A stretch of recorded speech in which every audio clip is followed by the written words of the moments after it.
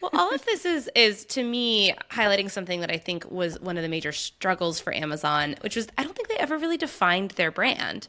We were talking about they wanted big franchises, but then they also had the guy with the gun shows, and then they also had, first look deals with Phoebe Waller Bridge, who was best known for a very prestige kind of indie show to begin with. Like, I don't know what an Amazon show is today, and that is, I think, a big part of their problem going forward. And the genre stuff was working for them. You look at The Boys, you look at how well Fallout has done. I mean, that's one of the first 5 shows that qualified writers for that streaming bonus after the strike. You look at like the YA stuff, like The Summer I Turned Pretty has been a big hit for them, and they're supposedly out there looking for more YA to bolster that.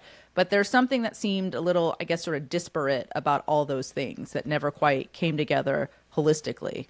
At least that's my impression. Yeah, it felt like they were trying to do what Netflix did, which was throw everything at the wall and see what sticks. And from that, we've learned Summer I Turned Pretty is a huge hit, and Guy with a Gun, right? Jen inherited Jack Ryan. She started on that show in the second season, but that show has had more showrunners than I think it's had seasons at this point, and it's been tough behind the scenes because there have been clashes. John Krasinski became a huge star, not because of Jack Ryan, or not exclusively because of Jack Ryan, but because of A Quiet Place. And that created some tension on Jack Ryan, and he no longer needed that show. But yet Amazon desperately needed that because it became one of their signature shows.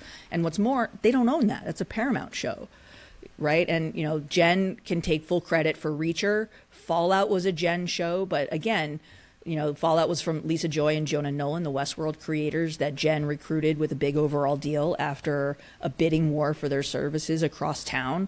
And that worked, but it also came at the expense of another show that Lisa and Jonah did, The Peripheral, which I can never pronounce properly, that they greenlit for a second season and ultimately pulled the plug on it.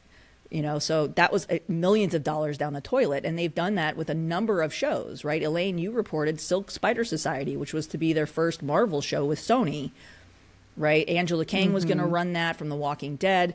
And then they did some casting on it, and then it just went on pause, and then it went away completely. And that's a lot of money. And they've done that multiple times.